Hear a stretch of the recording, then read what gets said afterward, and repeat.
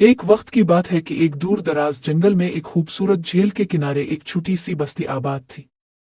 इस बस्ती के लोग मोहब्बत, अमन और सुकून के साथ अपनी जिंदगी गुजारते थे।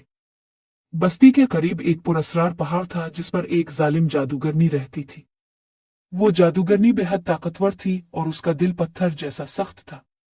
वो लोगों से नफरत करती थी और अपनी जादुई ताकत से उन्हें नुकसान पहुंचाने के मौके ढूंढती रहती थी। जादूगरनी की बदसूरती और जुल्म के किस्से दूर दूर तक मशहूर थे और लोग उसके खौफ से पहाड़ के करीब जाने से भी डरते थे। बस्ती वालों का मानना था कि अगर कोई जादूगरनी के गुस्से को भड़काता तो वो इस पर अपने जादू का वार कर देती। एक दिन बस्ती में एक नौजवान लड़की आई जिसका नाम फेरी था। फेरी बहुत नेक दिल और रहम दिल लड़की थी। वो अपने गांव को एक खौफनाक तूफान से बचाने के लिए निकली थी, जिसका सामना उसके गांव वालों को करना था। इसे मालूम हुआ था कि इस तूफान को रोकने के लिए जादूगरनी की मदद दरकार है। फेरी ने हिम्मत की और पहाड़ की तरफ रवाना हुई। बस्ती वालों ने इसे रोकने की कोशिश की लेकिन फेरी के दिल में अज़्म और हिम्मत थी। वो पहाड़ पर चढ़ गई और जादूगरनी की गार तक पहुंच गई।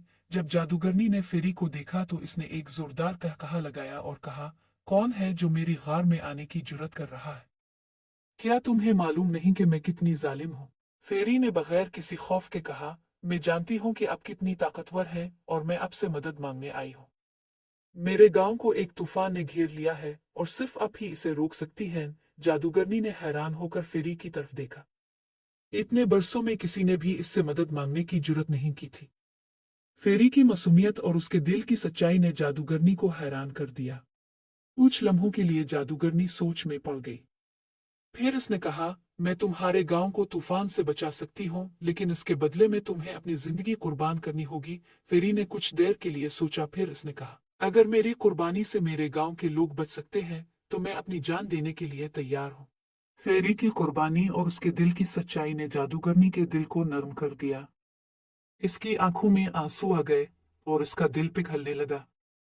उसने फैसला किया कि वो फेरी की जान नहीं लेगी बल्कि इसकी मदद करेगी। जादूगरनी ने अपनी जादुई ताकतों का इस्तेमाल किया और तूफान को रोक दिया। इसके बाद उसने फेरी से कहा, तुम्हारी हिम्मत और कुर्बानी ने मेरे दिल को बदल दिया है। अब मैं लोगों को नुकसान नहीं पहुंचाऊंगी बल्कि उनकी मदद करूंगी। फेरी ने जादूगरनी का शुक्रिया अदा किया और वापस अपने गांव चली गई। जादूगरनी ने अपनी जालिम फितरत को छोड़कर नेकी का रास्ता अपना लिया और वो जंगल की मुहाफिज बन गई।